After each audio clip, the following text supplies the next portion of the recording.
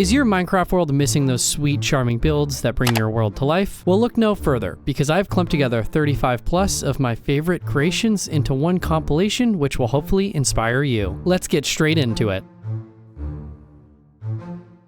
Starting off small, we're going to take a trip back to one of my old Let's Play worlds where I built these villager trading stalls that I think just look amazing. They're actually pretty simple builds, just using a lot of spruce, but what makes them stand out is the amount of color these things have. By using red wool and orange wool, I almost did this like checkered pattern up top, and then using the orange and red banners, I added some parts that just hang out a little bit. As you can see, I also did this with some blue and white wool and some green and white wool. It's a very small and simple thing that only takes a couple of minutes to add to your world, but can really make it stand out a bunch, especially if you're gonna add some villagers inside of these things. And to keep the villagers also inside, I just made sure there is no 2-block gaps on the walls of these things. Moving on to a much smaller build, but also something that can bring your builds to life, is by using 4 trapdoors and a water bucket with a fish inside of it. You can sort of make these barrels that make your world come to life because they have a moving fish inside. Although they're not going to move much more than they are right now because they have nowhere to swim. You're looking to add a little bit of automation to your world, but want it to look good? Go ahead and build these automatic wheat farms that have some rails below it that collect up all the crops from the villager. Not only do they just collect up the wheat, they're also going to collect up bone meal from the composter along with some bread that the villager might drop on the ground. And the way these work is just by having a 9x9 area with some rails and a hopper minecart, which doesn't span the entirety of this field, so the villager is going to collect up a few of the crops on his own, but that's important because you want to make sure he gets some seeds so he can replant these crops. Once again, a very easy build, doesn't take much time, but is a little resource heavy considering you need all of those powered rails and normal rails. You had to know it was coming, but custom trees. Always add custom trees in your world because it just looks so freaking good. For these trees, I actually just use some strip spruce logs, which has a same color palette as the spruce stairs and other spruce variants, which means I can add some more detail by having the trunk of the tree kind of twist and turn going up. Another touch you can add to these custom trees is rather than just using one type of leaf block, you can actually use birch, spruce, and maybe even some oak, which will give the tree a little bit more diversity in color. While we're on the topic of custom trees and crops, you can also build these massive wheat farms, which I think look amazing, which might be a little bit of a daunting task at first, but they actually don't take very long to build at all. You just need a crap load of seeds. And rather than just having it be a massive field in the middle of this bigger one, I decided to put a little island with a few more custom trees because why not? Windmills, well, I absolutely love them. This world actually has 2 very similar windmills inside of them, and I think they just look absolutely incredible. To make it stand out a little bit more, you can even add another structure off to the side of it, so it just doesn't feel like one standalone building. This one, for example, that's exactly what I did by adding a smaller structure off to the side with a full interior, which sort of looks like a bakery. This one, on the other hand, does not have a standalone building, and I made it a little bit larger on the base, also by adding in this foundation with some mossy cobble and normal cobble for texturing, and every once in a while, a little bit of gravel. This crane is one of my favorite things I have ever built, also a relatively easy build, just took a little while to come up with the design. It's also freaking massive. Using some chain and some grindstones, you can make your cranes look like they have pulleys, and they're actually coming to life here. As we all know, iron farms can be a bit ugly, and most of us probably try and build them away from our pretty bases, but in this case, I decided to build 2 iron farms and then build some towers around them, which totally hides the fact that there's an ugly redstone farm inside of it. I actually have a video from a couple months ago showing you how to build these and which farms I used, and all you have to do is open these trapdoors down here and you can find all your iron along with all your poppies. While on the topic of redstone farms, in this world, I also built this massive automatic wool farm filled with all the different colors of sheep. This was definitely a larger project, but I think it turned out absolutely amazing, and down at the end, we have the chest full of all the different colors. I would definitely recommend to build something like this in your world because it was a bit of a pain in the ass getting all of the sheep into place, but now that it is complete, I think this thing looks amazing, especially using some birch with spruce, something I didn't think would work, but really does. Around Halloween time, I wanted wanted to build a pumpkin patch, and that's exactly what I did by building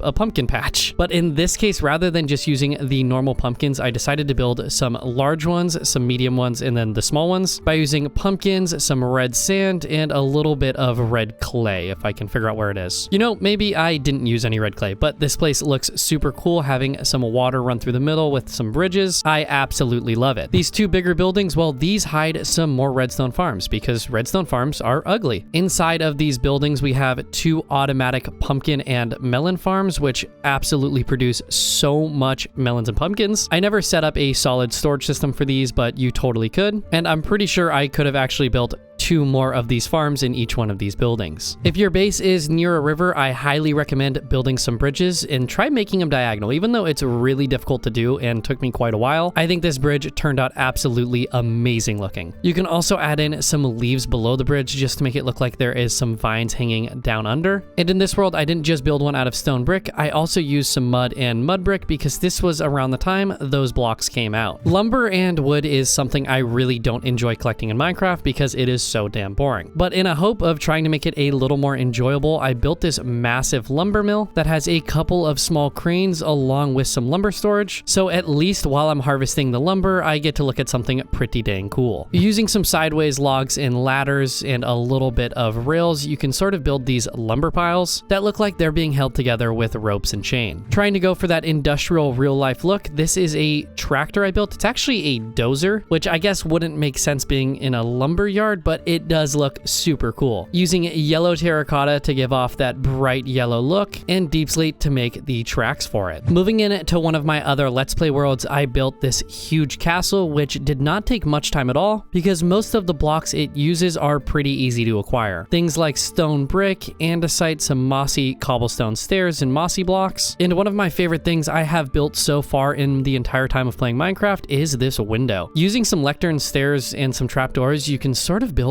some funky shaped things, which that is exactly what this is. It's supposed to resemble a big round window, even though Minecraft doesn't have very round things. Using some scaffolding and leaves, you can build these flower beds, especially if you're using flowering azalea leaves, or you can ditch the scaffolding and just use the flowering azalea leaves on the ground with some lilacs behind it, which kind of match the color of azalea very nicely. This is a huge apiary I built a while back, which absolutely looks amazing, having lots of windows and using a bunch of diorite and tough blocks, which I think this was built around the time tough blocks came out. So you're looking to build a nether portal, but you don't know how to make it look good? Why not build two trees together and a nether portal at the bottom? We are now back in one of my first Let's Play worlds I ever started on Minecraft, and I built this really funky portal, which I think turned out looking absolutely stunning. This also happens to be the world that I built probably one of my favorite things ever, which is this massive T-Rex fossil. Actually, I don't know if it's a T-Rex or what it is, but it has a T-Rex head. Next to the base that I was building, I had a little bit of a swamp area, and using a bunch of bone block, quartz, and diorite, I was able to build a highly detailed large fossil. I also hid some campfires with trapdoors below it, so there's little bits of smoke rising up, which just adds a little bit more detail. Sometimes I forget how much I absolutely love this build, and I should probably build another one in my newer hardcore world, which don't forget to check out because I am doing some crazy builds. Using a ton of brick and granite, I built this massive factory building that has a huge chimney on it, and inside of here is where I put my storage room, which has a decent amount of chests, along with a couple of barrels because why not? I decided to bring in some note blocks on this build. This was before I was using the current texture pack I'm using, which doesn't work anymore because this texture pack adds some overlays on the note blocks so you know what is kind of going on, but it was a very neat trick I used. You can also add in boulder-like objects, which is just some stone slabs, maybe a couple stairs, and some buttons around it. I built these all over this village base area, and it's just one of those nice touches. Want to push the limits of your structures? Try building something that textures itself from one block to another without having a transition block. So in this build, I started with stone brick and moved all the way up to polished diorite, which for me at the time was crazy. I was not that great of a builder, and I love how this thing turned out. On the inside of this building was going to be a map room. I have one map set up back here, and you can really see how large that fossil ended up being. We are now in one of my most recent 100-day challenges, which was building a ultimate underground base. This is a bigger project you can put in your survival worlds. It could even be one of your starter bases, bases, it might just take you a little while to get set up. This thing is full of automatic redstone farms, such as a sugarcane and bamboo farm, along with a small automatic smelter, and some of my most valuable trading villagers. Downstairs, you can find some underground animal farms, which I think look absolutely amazing, mainly because I brought in this light blue concrete to resemble the sky. And there's this guy that I never built a home for, which we're going to be building a home for in the next 100 days of this challenge. Moving into another 100-day challenge world where I spent 100 days surviving in an expanding world, I built this mine with these huge smelters off to the side that I absolutely love.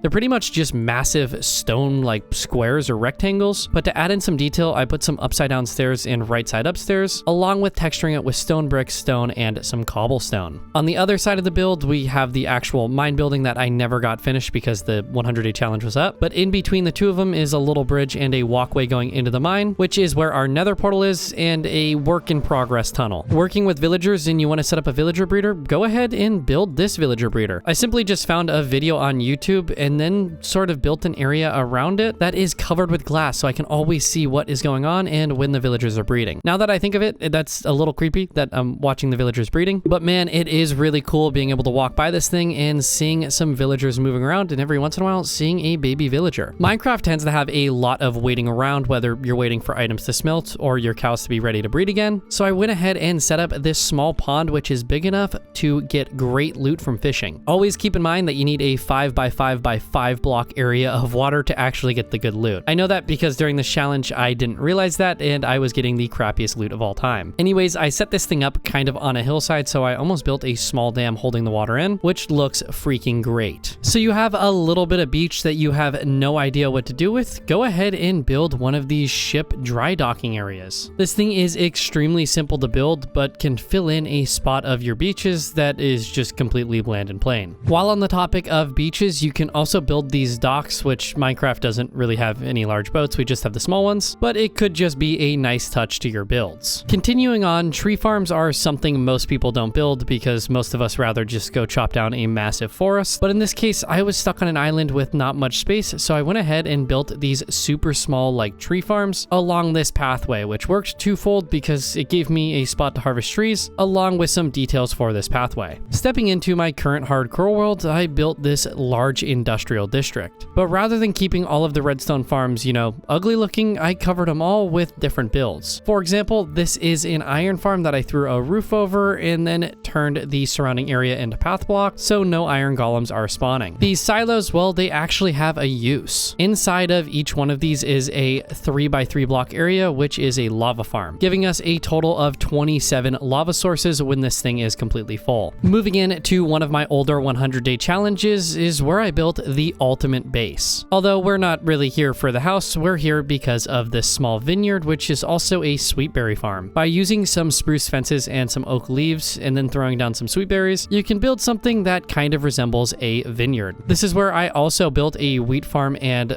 carrot farm that I decided to make a little bit different by having some diagonal crops, which I think just makes your farms look a little bit better, although it is a pain in the ass to plant the crops back in. You know, I almost forgot to talk about something that I think every survival world should have, which is a automatic cobblestone / stone farm. You could just set this thing up and have it look ugly, but for this challenge, I decided to build a small 4x5 block house to cover the thing up. And what are you doing here? Get out of here, buddy. I don't want you here. Want to work on a much larger project?